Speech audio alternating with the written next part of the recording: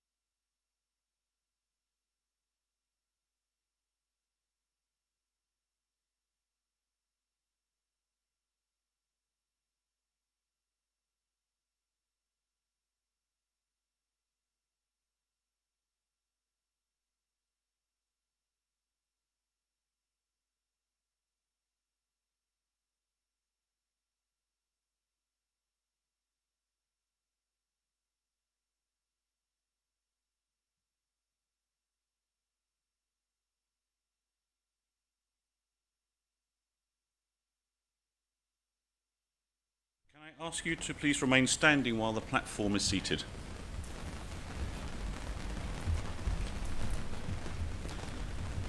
Good morning. By the authority of the Board of Directors and the Academic Committee, I declare open this congregation for the conferment of academic awards. I will now call upon the Vice-Chancellor of Regent's University London, Professor Jeff Smith, to welcome everyone to this graduation ceremony. Please do be seated.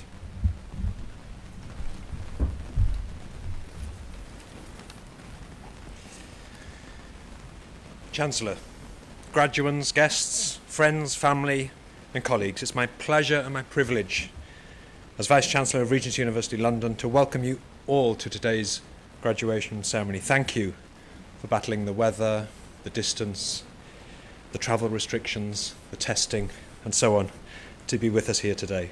It's appreciated. In fact, it's really wonderful, really special to celebrate your achievements with you here in person. It feels hyper real. Of course, celebrating together today feels all the more momentous, all the more poignant even, because of the tumultuous 18 months we've all of us been through. The loss of life, of course, the unprecedented economic and social disruption, the millions of lives upended, the millions of livelihoods at risk. But now, finally, with the light at the end of the tunnel firmly in view, Now is the moment for global solidarity and support, particularly for the most vulnerable in our societies, and to begin to build back better, to rethink, to reimagine, and to ensure that the new normal is a better, fairer, and more sustainable one. So we need you, the Regents graduates of 2021, to step up, to become the leaders and the change makers that we need, whether that's in the new ventures or the social enterprises that you'll be launching, or in the positions you'll be taking up in your family firms, or as the entrepreneurs or corporate intrapreneurs that you'll become in the world of business or in politics, in your own practices, design studios, in your families and in your communities. We need Regents graduates to help build back better. And as you take up that responsibility, just pause for a moment to look back at what you've achieved in your time at Regents. All those deadlines conquered, all those moments of self-doubt, those crises of confidence, all worked through, all surmounted. No doubt it's thanks in part to the support, practical and emotional, you've received from your loved ones, and the support, academic and pastoral, that you've received from your lecturers and tutors and the professional services here at Regents. But in the end, it's you, yourself, that got it over the line. And given the context, you've shown unbelievable grit, adaptability, courage, and resilience, and these are the qualities that we now want you to amplify as you graduate out into such an uncertain world.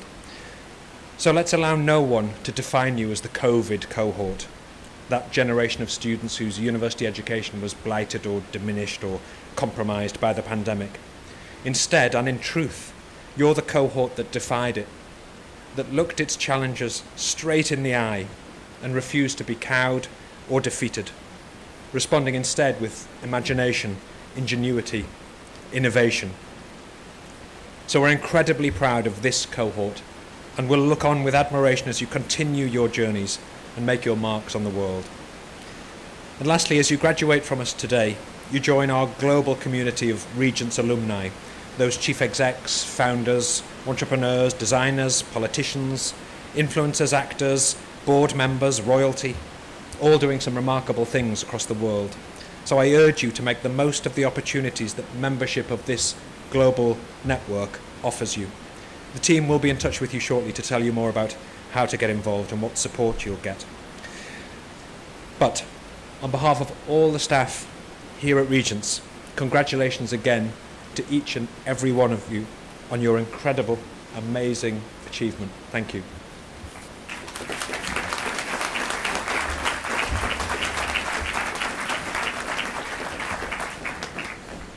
And you wonder why we talk about the weather in England. Chancellor, I call upon Professor Lawrence Phillips to commence the presentation of graduates from the BA International Business Programme and Dr. Vincent Ong to present the scrolls.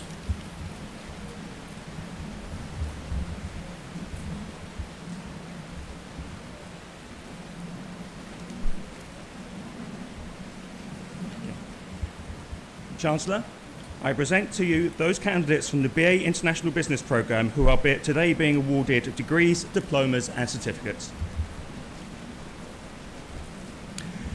Jampai Abe.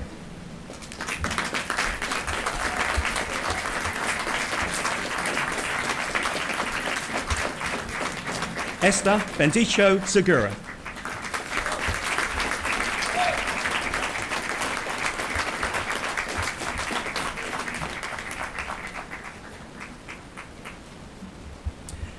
Asi Serralo.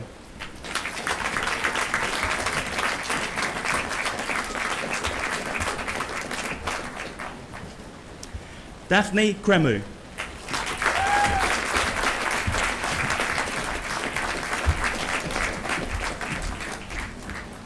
Tara Djordjevic Sliepovic.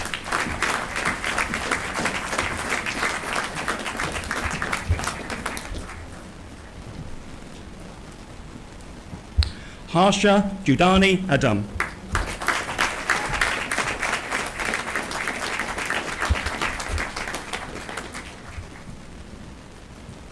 Marco Illy.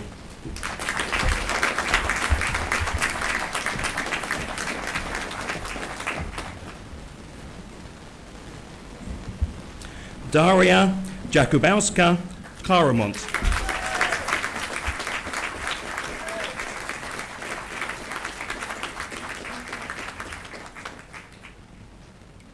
Rebecca Mazzini.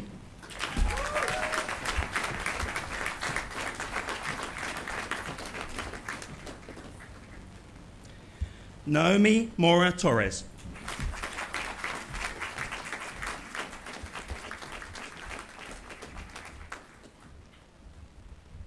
Carolina Pestana Vieira.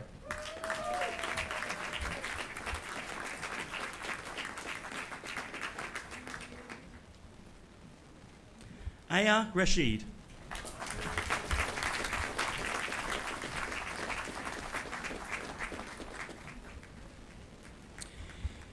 Rima Shagaldin.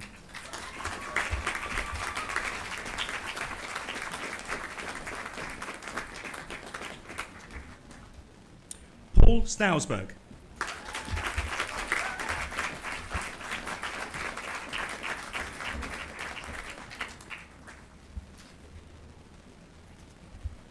Christiana Elisabetta Fazer.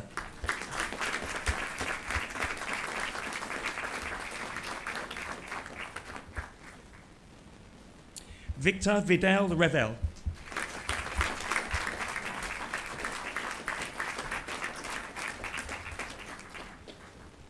Eliza Warburg.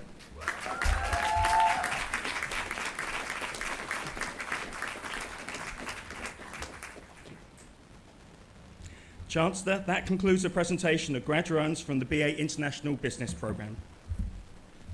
Chancellor, I call upon Professor Mark Allenson to present the BA Liberal Studies Programme and call upon Dr. Muriela Hebeng to present the scrolls.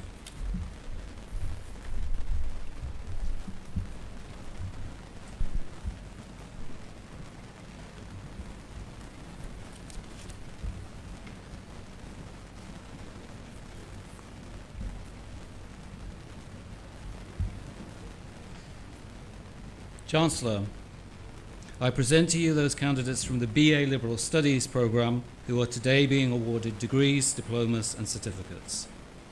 Siddharth Agrawal.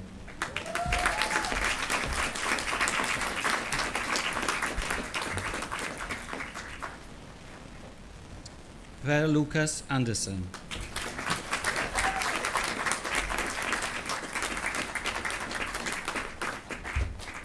Anastasia Ajanova.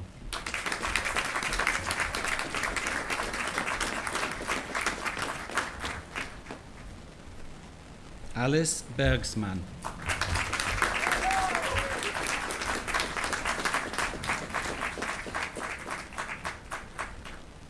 Kushi Chugani.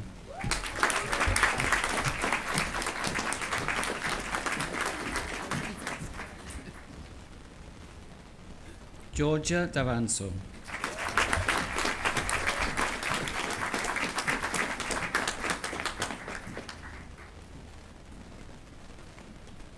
Alenia Derimbelik.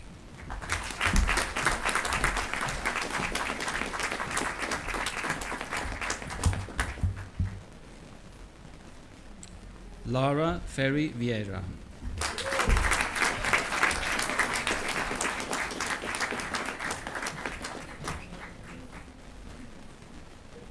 Barbara Frank.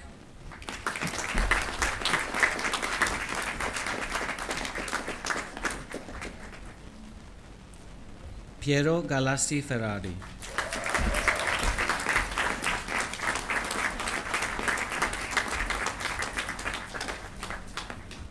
Nicoletta Borisova.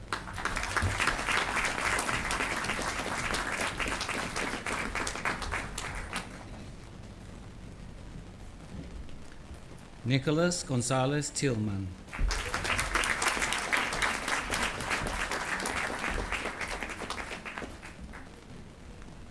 Capucine Giminel.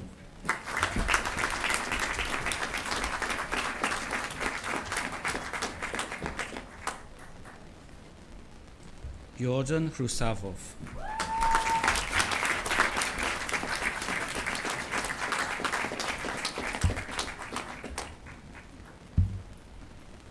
Kristina Jovanovic.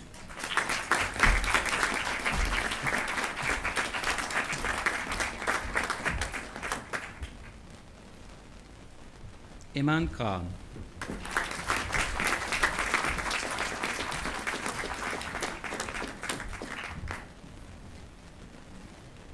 Karel Koning.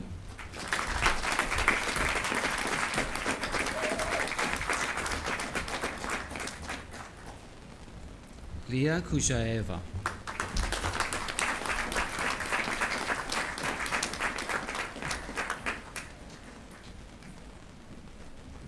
Anna Mafiuletti.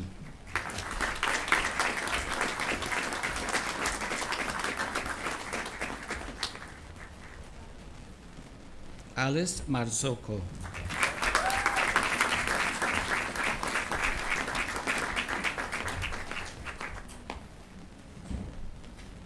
Matilde Mainich.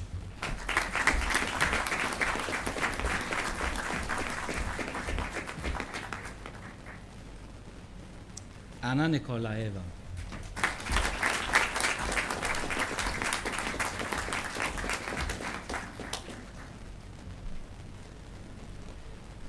Alberto Pathos.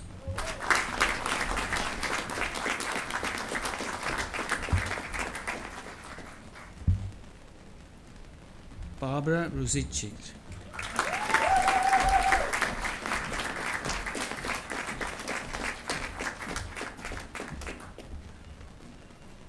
Rebecca Sadovnikov.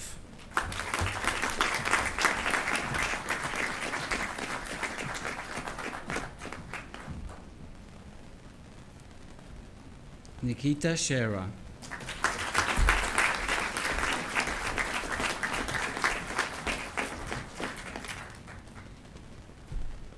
Yasmin Solu.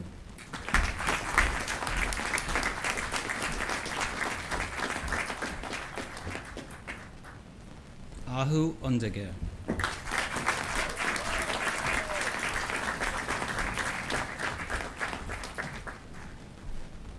Yusuf Zenati.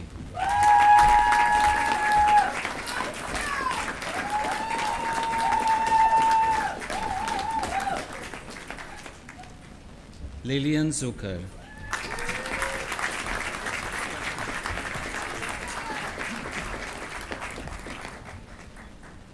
Chancellor, that concludes the presentation of graduates from the BA Liberal Studies programme.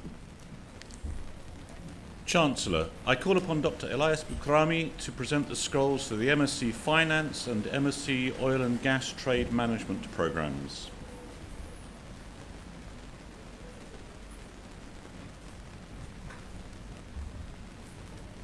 Chancellor, I present to you those candidates from the MSc Finance programme who are today being awarded degrees, diplomas and certificates. Nora Algedia.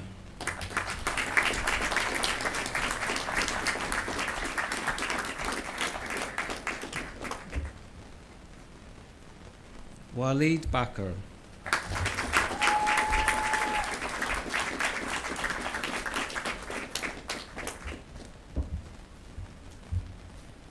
Yulia Belkina.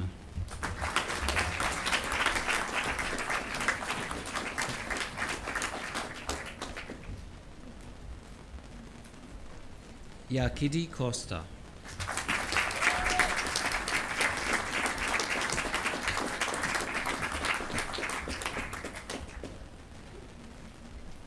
Marie Fisher.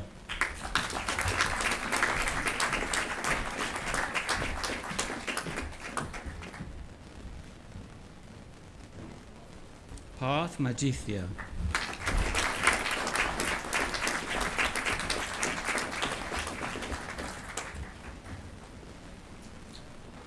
Riccardo Maltesi.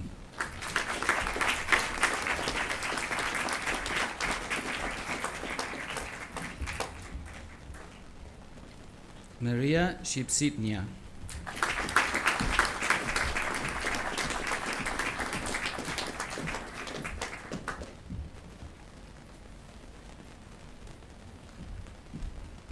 Bira Hilary Ukutse.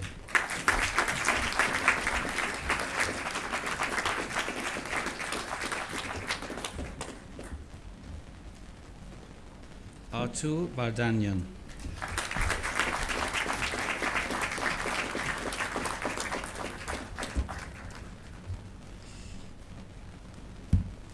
Chancellor, that concludes the presentation of graduates from the MSc Finance programme. Chancellor, I present to you those candidates from the MSc Oil and Gas Trade Management programme who are today being awarded degrees, diplomas and certificates. Adedamola Aderonmu.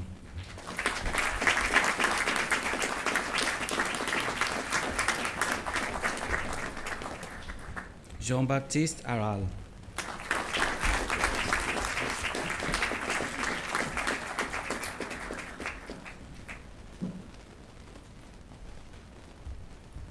Abdoulaye Ndiaye.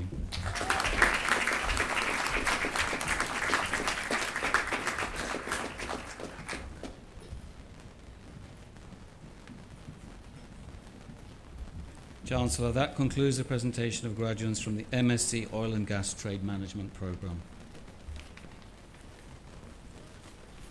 Chancellor, I call upon Professor Zubin Sethna to present the scrolls for the MSc Marketing Psychology programme.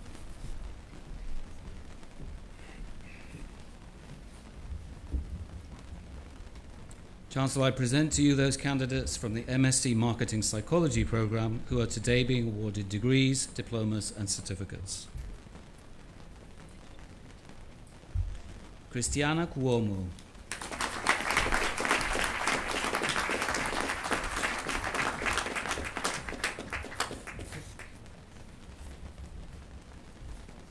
Tiziana Coquelin de Paliers.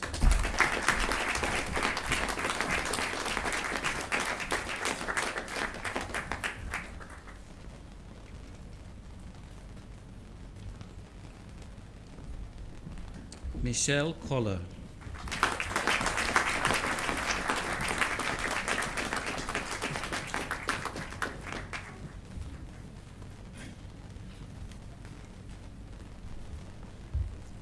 Adeleke Olugbade.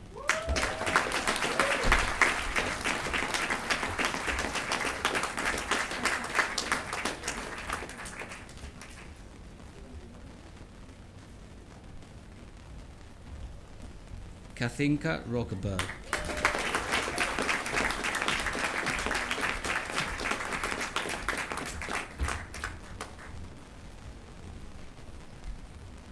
Chancellor, that concludes the presentation of graduates from the MSc Marketing Psychology programme. Chancellor, I call upon Dr. Bhavini Desai to present the scrolls for the MSc Digital Marketing and Analytics programme.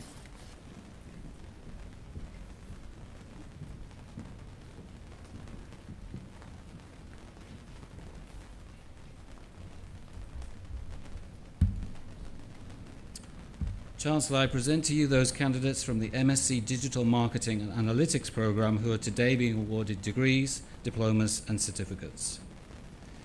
Disha Devnani.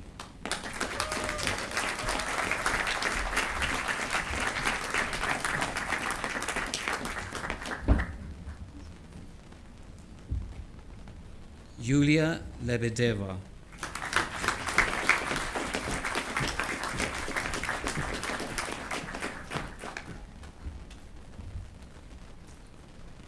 Anna Katerina Lerach.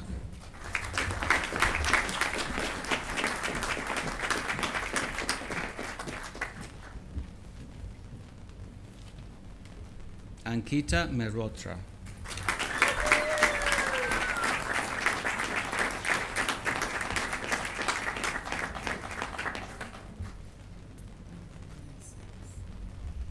Alex Olivieri.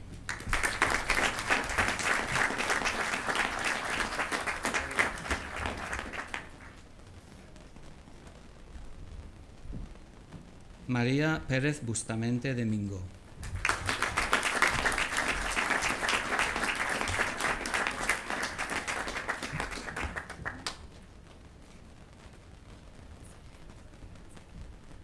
Tatiana Kochan.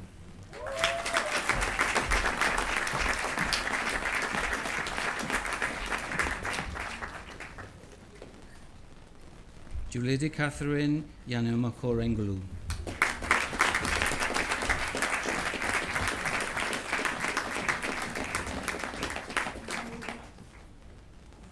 Chancellor, that concludes the presentation of graduates from the MSc Digital Marketing and Analytics programme. Chancellor, I call upon Jerry Grayling, Director of Academic Services, to come to the lectern to announce the award winners from today's graduands, and call upon Professor Niamh Downing, Deputy Vice-Chancellor, to present the Academic Achievement Awards.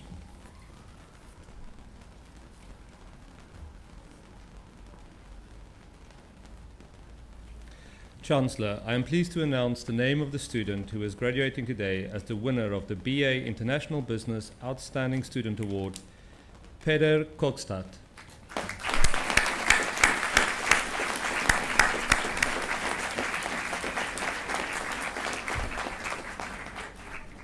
Chancellor, I am pleased to announce today the name of the student who is graduating today as the winner of the Liberal Arts and Humanities Undergraduate Outstanding Student Award, and the winner of the Student Engagement Award, Anna Nikoleva.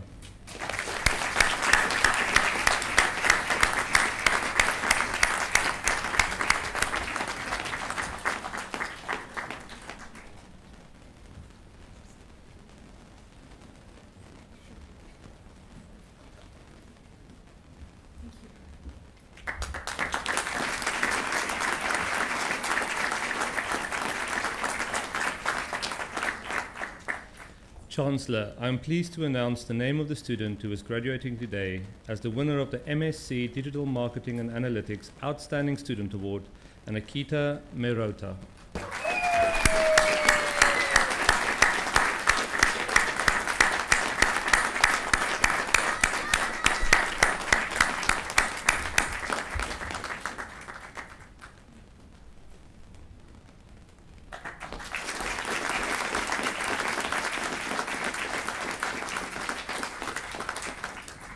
Chancellor, I am pleased to announce the name of the student who is graduating today as the winner of the MSc Finance Outstanding Student Award, Ricardo Maltese.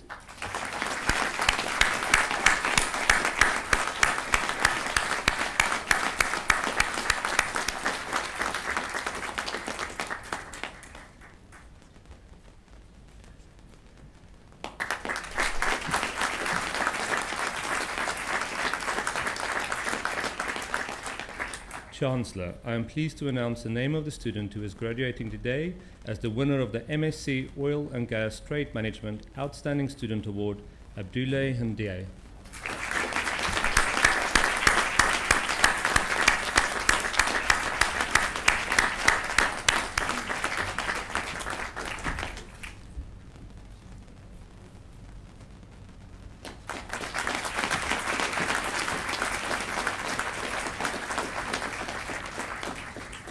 Chancellor, I am pleased to announce the name of the student who is graduating today as the winner of the MSc Marketing Psychology Outstanding Student Award, Michelle Collar.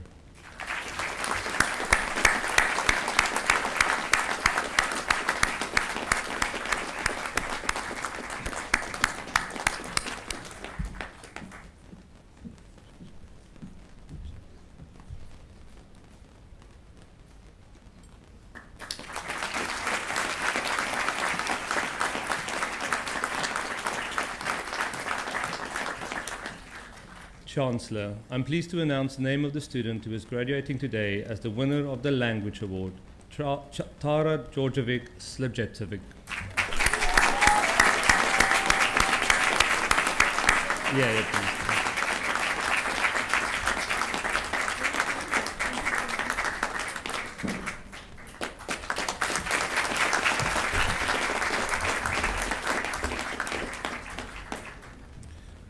Chancellor, I call upon Jason Drew, alumnus of Regent's University London, to come to the lectern to address the ceremony.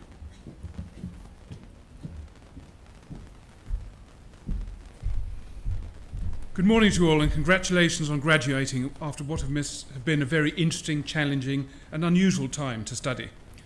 I graduated in 1988 into a very different world. No internet, no mobiles, although like you, a world of opportunity.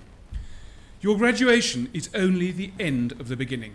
You will live longer, work longer, and have the opportunity to achieve more than any generation before you.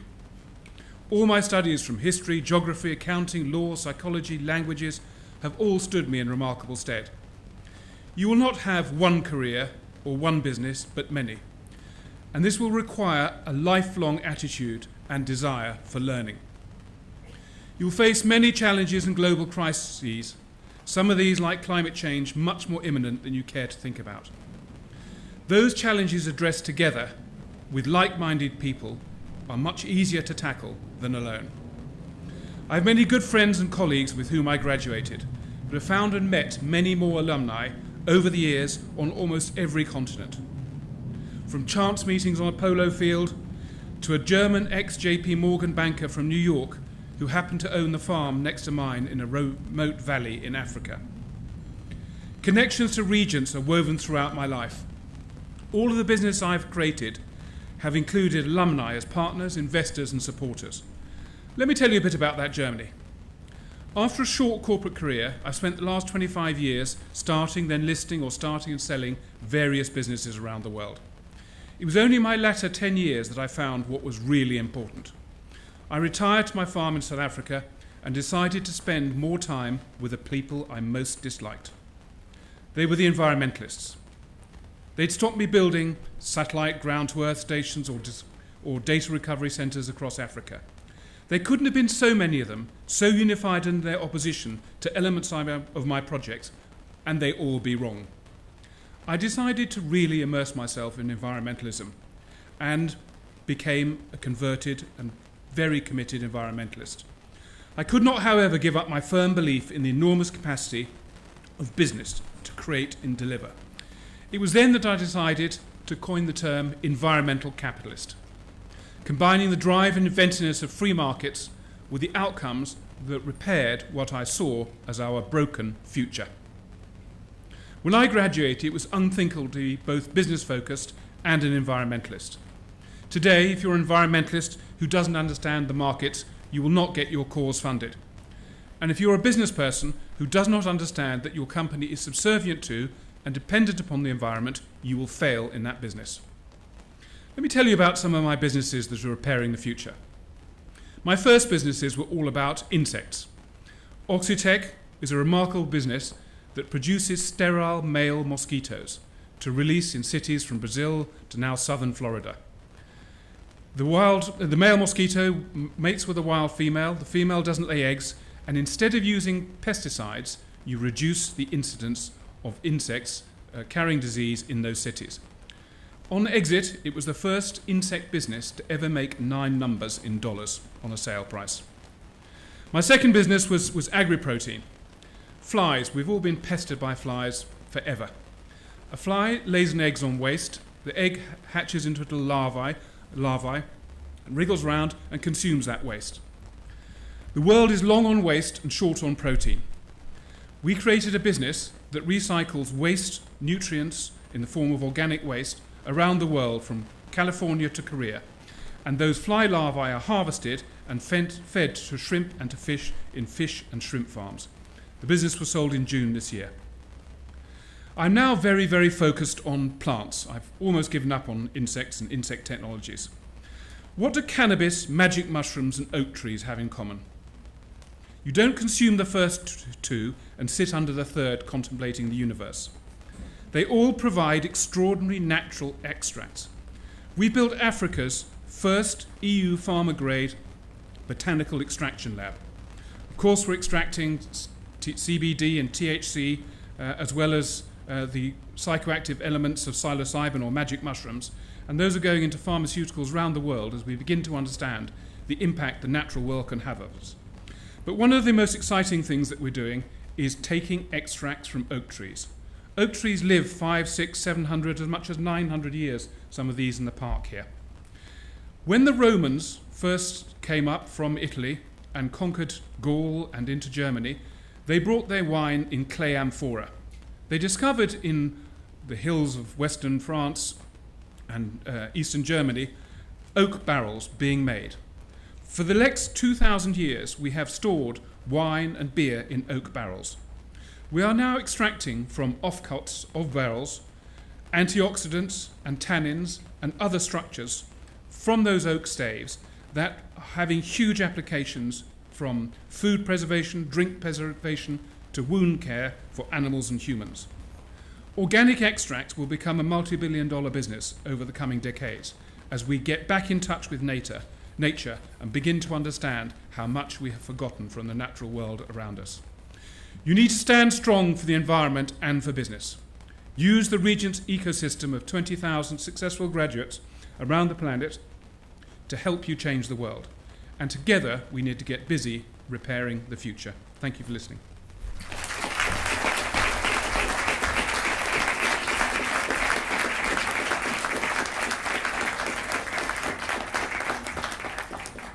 Chancellor, Vice-Chancellor, faculty, graduands, ladies and gentlemen, our ceremony is drawing to a close.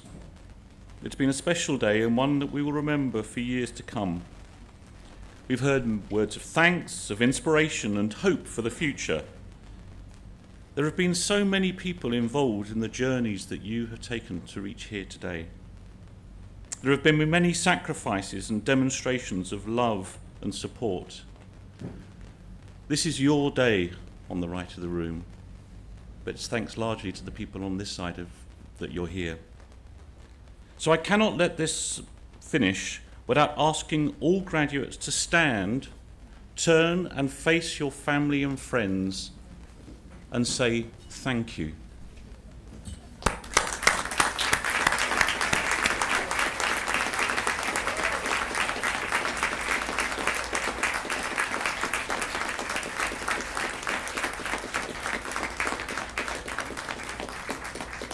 Thank you very much. Please be seated.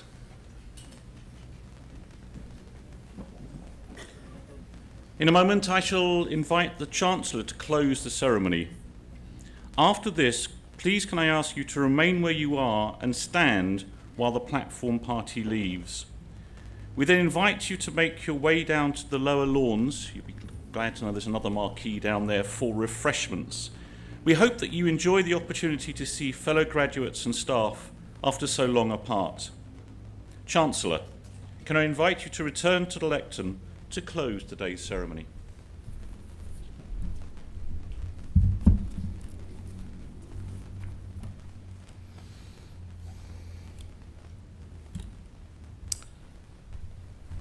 So you've done it. At last. An online learning year. How very, very, very different. We're so proud of you. Your families are so proud of you. And you should be so proud of you. None of us entered 2020 with any clue of what would follow. And we don't know what 2022 will hold. It is possible that having achieved what you have achieved so far, you may be interrupted. Because the one thing you can be certain of right now is you can't be certain of what you think right now. It was Vladimir Ilyich Lenin who said in the early part of the 20th century, there are decades where nothing happens, and then there are weeks where decades happen. Life happens to us. And the best of intellects and academic study only help us frame what we know already. They don't help us with what we don't know. Part of your journey is that continuous pursuit of the big gaps in your knowledge and in my knowledge. But in front of you are some very big choices, all of them good. The first choice is, what kind of world will you make? I'm sure you saw in the course of this year's Olympics in Tokyo, there was a man specially honored, a man from Bangladesh, Professor Muhammad Yunus, a Nobel Peace Prize winner, honored also as an Olympic peace champion, creator of the world's largest retail bank. From the destitute and poor of Bangladesh, a bank that operates across 60 countries and 20 cities in the United States. The Grameen Bank takes the pennies of the poor and has a 98.9% repayment rate. You can't buy shares in it. It comes from those who have nothing. He reflected earlier this year that all of us have a choice. You can live in a world already built, or you can build the world you want to live in. I ask you to laser in on which choice you will make. To accept what you see, or to make what you don't see yet. There's a wonderful story, a true story, told about a Maasai warrior from Kenya. Invited to the United States, he found himself, there he was in Times Square with an American businessman. Now you know what American businessmen can be like. I apologize if any are here, but you know what you can be like. And here was a Maasai warrior in the middle of one of the most hubbubbish and noisy places in the world. All of a sudden, he turns to his American friend. "I hear a cricket," he says. "A cricket?" says the American. "How can you hear a cricket in the middle of Times Square? I can't even hear what you're saying. How can you hear a cricket?" The Maasai takes the American across to a small hedge in the corner, puts his hand in the hedge and extracts the cricket. There it is. I heard it from a distance. "I don't know how you did that," says the American. "Well, let me show you something," says the Maasai. "Hand me a few coins." The American businessman hands over a few dimes. The Maasai turns and throws them to the ground. Every head within 20 feet turns to hear the sound of money on the ground. "You see," says the Maasai, "it all depends what you're tuned to listen to."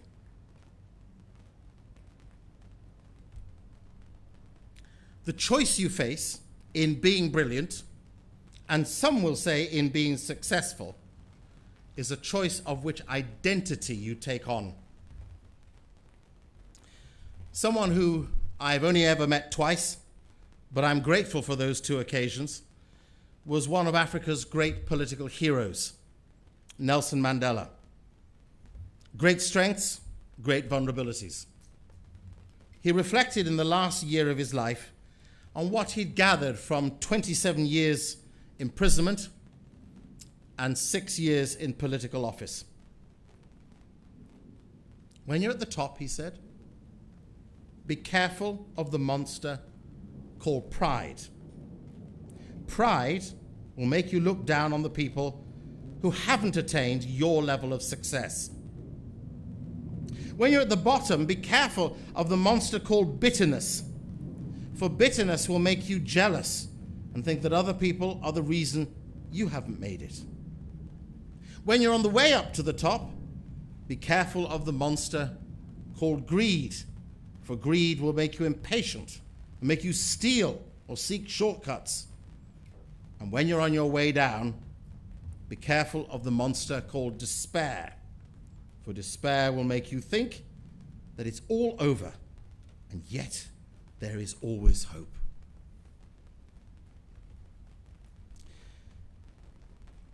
Well over 200 years ago, a US Confederate soldier, in the midst of losing a war, wrote a letter to a friend, reflecting on constant battles and endless losses and the pain of fighting. He said this: I asked for strength that I might achieve. I was made weak that I might learn humbly to obey. I asked for health that I might do great things, but I was given infirmity and sickness so that I might do better things. I asked for riches so that I could be happy, but I was given poverty so that I could be wise. I asked for power that I might have the praise of men, but I was given weakness that I might feel the need of God. I asked for all things that I might enjoy life. I got nothing that I asked for. I was given life that I might enjoy all things. But everything I had hoped for was open to me. Almost despite myself, he wrote, my unspoken prayers were answered, for I am, amongst all people, most richly blessed. Your perspective on what you face, with brilliant minds and great achievements, is what will hold you together. Choose the battles you need to fight. Be careful to stand for nothing but for something, so that you actually do shape, as Muhammad Yunus says, the world into which you wish to live. Your families, your children, those around you. Take the choice, which will only be offered to you once, to stand for something significant or to let go of what passes before you as your moment. So I end with the words of Martin Niemöller, a German philosopher. Writing in 1946 at the end of the Second World War, he reflected on his own position. First, they came for the socialists, and I didn't speak out because I was not a socialist. Then they came for the trade unionists, and I didn't speak out because I was not a trade unionist. And then they came for the Jews, and I did not speak out because I was not a Jew. And then they came for me, and there was no one left to speak for me. So I now close this congregation for the conferment of academic awards. And I'm delighted to say that you're now graduates of Regent's University London. Many congratulations to all of you.